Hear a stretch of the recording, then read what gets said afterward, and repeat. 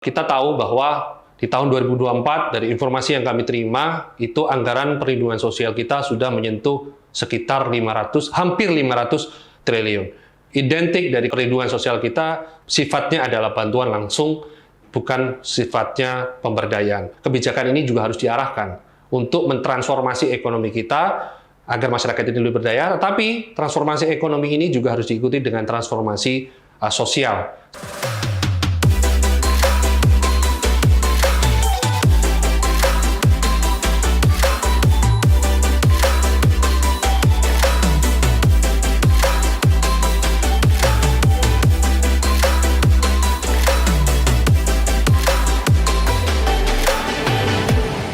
Assalamualaikum warahmatullahi wabarakatuh. Saya Faisal. Kali ini saya akan membahas mengenai kebijakan penghapusan kemiskinan nasional. Tapi sebelum kita bahas mengenai kebijakan yang diadopsi oleh pemerintah, tapi kita perlu kembali lagi kepada amanah konstitusi. Sebenarnya pengentasan kemiskinan ini sudah tercantum dalam amanah konstitusi kita, khususnya dalam Undang-Undang Dasar tahun 1945 pasal 34 bahwa fakir miskin dan anak-anak telantar dipelihara oleh negara.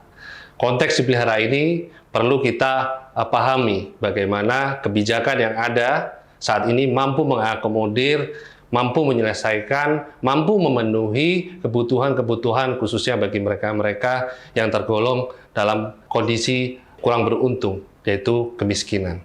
Kebijakan yang baik dalam perspektif kami itu bahwa kebijakan ini pertama, kalau kami melihat adalah bahwa harus mampu mengadres permasalahan dari kemiskinan itu sendiri dan mampu adaptif terhadap kondisi yang berkembang. Permasalahan-permasalahan kemiskinan ini tidak semata-mata dalam aspek atau dalam koridor ekonomi saja.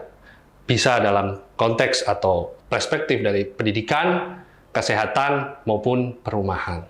Itu yang pertama, bahwa kebijakan yang baik adalah mampu mengadres permasalahan yang ada dan adaptif terhadap dinamika perubahan. Yang kedua, kebijakan harus disusun berdasarkan data. Data yang seperti apa? Data yang akurat, metode pengukurannya jelas, dan proses pemutakhiran datanya juga harus mutakhir dan sederhana, sehingga lebih implementatif saat proses itu dilakukan hingga di level yang paling bawah, yaitu di level desa maupun kecamatan.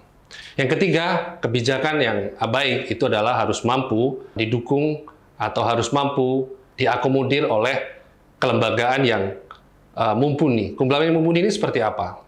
Kebijakan itu harus sesuai dengan anggaran yang ada. Percuma kebijakan itu cukup besar, cukup mulut, tetapi dari segi anggaran itu ternyata tidak tersedia atau justru malah menyedot proporsi yang cukup besar. Efektivitas harus tetap kita ukur sehingga kelembagaannya itu akan berjalan dengan berkelanjutan atau lebih baik lagi. Yang kedua adalah kebijakan ini juga harus mengakomodir bagaimana kualitas dari SDM itu sendiri, baik dari pimpinan pusat atau pemerintah pusat maupun di level daerah. Dan yang ketiga, dari proses kelembagaan ini, prosedur implementasi ketika proses ini semua berlangsung di daerah ini juga harus sederhana. Tidak membuat setiap pihak atau setiap stakeholder itu merasa kebingungan, baik dalam proses melaksanakan kebijakan ataupun dalam proses evaluasi. Semua ini, kebijakan yang baik ini harus mampu dievaluasi, harus mampu terukur, dan saat ini Indonesia sepertinya sudah ada metode yang bisa digunakan untuk mengukur suatu keberhasilan dari program penghapusan kemiskinan ini. Salah satunya adalah melalui Susenas, yang itu dipublikasi oleh BPS setiap 2 kali dalam setahun. Selanjutnya, kalau kita melihat detail bagaimana kondisi kemiskinan kita, itu tingkat kemiskinan di pedesaan ini ternyata kalau lihat dari beberapa tahun sebelumnya itu selalu lebih tinggi daripada kondisi di perkotaan. Ini tidak lepas dari adanya keterbatasan yang ada di pedesaan, misalnya dalam konteks infrastruktur. Di situ jalan maupun irigasi itu juga tidak merata yang mengakibatkan pemenuhan kebutuhan untuk mensupport kegiatan ekonomi di pedesaan ini tidak sesuai atau tidak sesuai standar sehingga mengakibatkan angka-angka kemiskinan di pedesaan ini lebih tinggi dari beberapa perkotaan. Yang kedua, akses pendidikan. Ketersediaan sekolah itu juga menjadi permasalahan penting bagaimana jika ingin pemerintah mengurangi angka kemiskinan khususnya di daerah pedesaan. Karena kalau kita melihat di daerah pedesaan, itu yang biasanya hanya ada dalam satu desa itu hanya ada kurang lebih biasanya adalah SMP, SD, SMP. Tetapi angka ini tidak merata di setiap daerah. Kadang-kadang ada SMP maupun SMA itu sudah ada harus berpindah di desa lain yang dimana itu akan menambah kos atau menambah biaya dari setiap masyarakat yang tinggal di pedesaan. Kemudian ada aspek kesehatan. Tidak semua desa atau kelurahan atau kecamatan itu memiliki fasilitas kesehatan yang cukup seperti puskesmas setidaknya. Kemudian akses lapangan pekerjaan. Di pedesaan itu didominasi oleh sektor pertanian, di mana mereka dihadapkan dengan risiko perubahan iklim, cuaca yang tidak menentu, yang akhirnya mempengaruhi daya beli rumah tangga mereka. Kemudian akses pembiayaan, di sini risiko petani yang cukup tinggi dalam proses produksinya, dan ekosistem yang belum mendukung, menyebabkan biaya tinggi bagi perbankan jika mereka ingin menyalurkan akses pembiayaan. Nah, di sini kita melihat kebijakan dari pemerintah yang sudah dilaksanakan dalam 10 tahun terakhir ini, bahkan atau lebih. Di sini kita tahu bahwa di tahun 2024 dari informasi yang kami terima itu anggaran perlindungan sosial kita sudah menyentuh sekitar hampir 500 triliun. Komposisinya pertama adalah ada PKH, sembako, ada KIP, Kartu Indonesia Pintar, Kartu Indonesia Sehat, di situ ada subsidi listrik, subsidi pupuk, subsidi gas, dan bunga kur serta prakerja. Jadi identik dari perlindungan sosial kita sifatnya adalah bantuan langsung, bukan sifatnya pemberdayaan, hampir minim. Kemudian di sini juga ada transisi, baik BLT yang kemudian berubah menjadi Raskin, berubah menjadi BPNT, bantuan pangan non tunai, kemudian berubah dari non tunai menjadi barang lagi di sembako yang harapannya mampu memberdayakan ekonomi lokal melalui warung. Ternyata saat ini berubah menjadi BLT lagi berupa uang tunai. Itu semua mengalami dinamika disesuaikan terhadap kondisi yang terjadi pada saat implementasi kebijakan. Perlindungan sosial penting, tetapi harus didukung dengan meningkatkan produktivitas agar kebijakan yang diberikan itu memberi sustainability dan pemberdayaan pada masyarakat, sehingga ketika terjadi guncangan tidak menurunkan kesejahteraan mereka dan jatuh ke dalam kondisi miskin. Kedepan, ketika kita menyusun suatu kebijakan, tantangan yang perlu diperhatikan dalam proses penghapusan kemiskinan ini, ada 3 hal yang coba saya tangkap. Pertama adalah terkait kebijakan. Kita tahu, tadi sudah saya sebutkan, bahwa dominasi kebijakan penghapusan kemiskinan kita itu didominasi oleh bantuan yang sifatnya langsung, baik itu bantuan bentuk sembako ataupun dalam hal bentuk tunai. Tetapi untuk pemberdayaan sangat minim. Ini menjadi tantangan untuk dalam konteks kebijakan.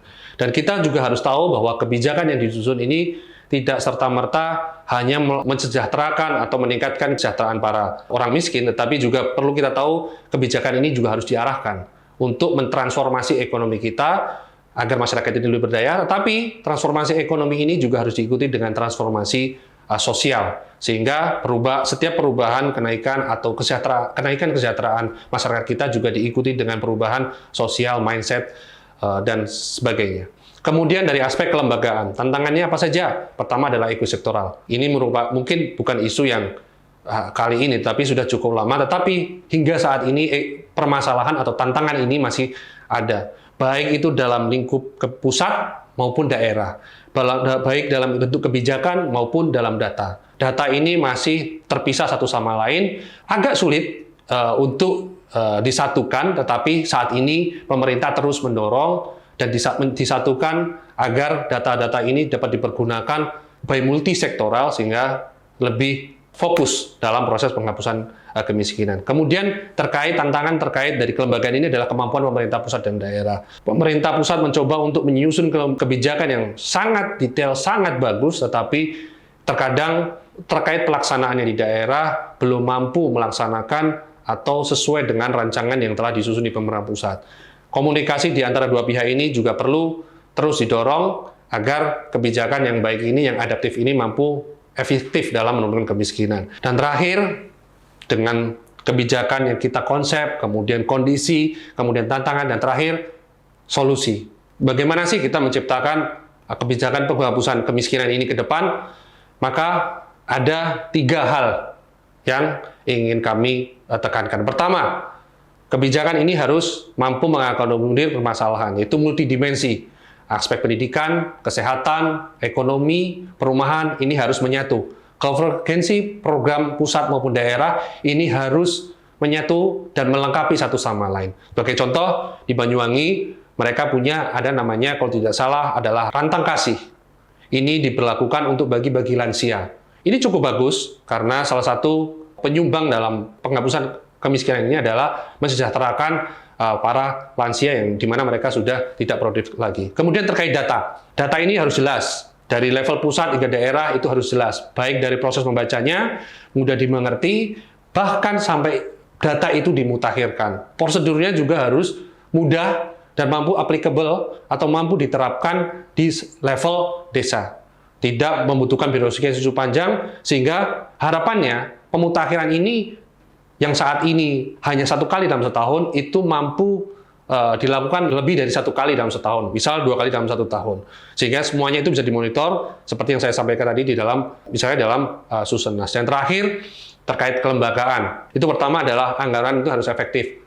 Anggaran terus meningkat saat ini, tetapi di sisi lain kalau kita ingin melihat data jumlah orang miskin itu terus mengalami penurunan. Ini yang perlu dikoreksi, dievaluasi kembali. Inclusion error itu harus mulai dikeluarkan dari koridor target sasaran agar anggaran yang disalurkan itu efektif. Inclusion harus masuk. Jangan sampai ketidaktertiban sasaran ini terus menjadi permasalahan atau beban bagi pemerintah dalam menyalurkan bantuan sosial.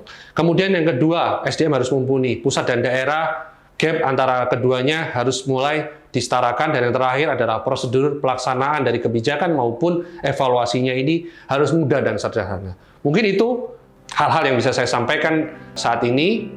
Terima kasih. Wassalamualaikum warahmatullahi wabarakatuh.